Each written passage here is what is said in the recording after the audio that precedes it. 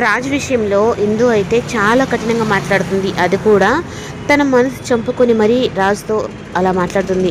ఇంకా చలపతి లక్ష్మి అయితే తను ఎంతగా పిలిచినా తను రాకపోయేటప్పటికీ ఇక్కడ మీరందరూ చాలా గొప్పవాళ్ళు, అయినా మేము పేదింటోళ్ళమి, నా కొడుకుని ఇక్కడుంటే నాకు ప్రమాదం అని అనిపిస్తుందమ్మా, నువ్వైనా చెప్పి నా కొడుకుని పంపించేసి అని చెప్పి అన్నట్టుగా ఇంకా రాజు నాన్న ఇంకా అలా చెప్పేసరికి నేను మంచిగా మాట్లాడితే ఇంకా రాజు వెళ్ళడు అన్నట్టుగా ఇంకా తను చాలా కఠినంగా మాట్లాడి ఇక్కడి నుంచి నువ్వు వెళ్ళిపో రాజు అన్నట్టుగా మాట్లాడుతుంది. నాకు అక్కడికంటే కూడా నా అవసరం ఇక్కడే నీకు ఎక్కువగా ఉంది ఇందు అని అన్నట్టుగా మాట్లాడుతూ ఉంటే ఇక్కడ ఉండే ప్రాబ్లమ్స్ నేను సాల్వ్ చేసుకోగలుగుతాను, అయినా నీ అవసరం నాకు ఇప్పుడు లేదు అన్నట్టుగా తన మొహం మీద చెప్పినట్టుగా మాట్లాడుతుంది. ఇంకా డబ్బులు తీసుకొని వచ్చి ఈ డబ్బుల కోసమే కదా ఈ నాటకం అంతా ఆడుతున్నావు, ఇదిగో నీకు కావాల్సిన డబ్బులు అని చెప్పని ఇంకా రాజు దగ్గరకు వచ్చి డబ్బులు అయితే ఇస్తుంది. అంటే నేను ఇన్ని రోజులు డబ్బు కోసమే చేశానా, అంటే మన ఇద్దరి మధ్య ఏ బంధం లేదా అన్నట్టుగా ఇంకా రాజు అలా మాట్లాడేసరికి ఇంకా భార్యాభర్తల బంధాన్ని తెంచుకొని వెళ్ళిపోతున్నాను అన్నట్టుగా చెప్తూ ఉంటే ఇంకా ఒక పక్క ఇందుకు కూడా చాలా బాధేస్తుంది.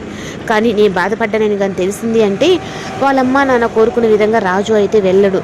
ఇంకా అలా చెప్పేసరికి ఇంకా రాజు కూడా అయితే ఇంకా తను వెళ్ళడానికైతే ఇంక బ్యాగ్ తీసుకొని వెళ్తూ ఉంటే ఇంక ఇందు అయితే చాలా బాధపడుతుంది. ఇంకా అలా బాధ పెట్టిన తర్వాత అలాగే రేఖ అయితే నేను వేసిన ప్లాన్ బాగానే వర్కౌట్ అయ్యి రాజు వెళ్ళిపోతున్నాడు. ఇప్పుడు ఇందుని మనం ఆడిచ్చినట్టు మనం ఆడచ్చు, ఎందుకంటే ఇందుకు చదువు రాదు, అలాగే నేనంటే భయం, నేను ఇప్పుడు ఏది చెప్తే అది చేసేటట్టు ఇందు ప్రిపేర్ అయ్యి ఉంది.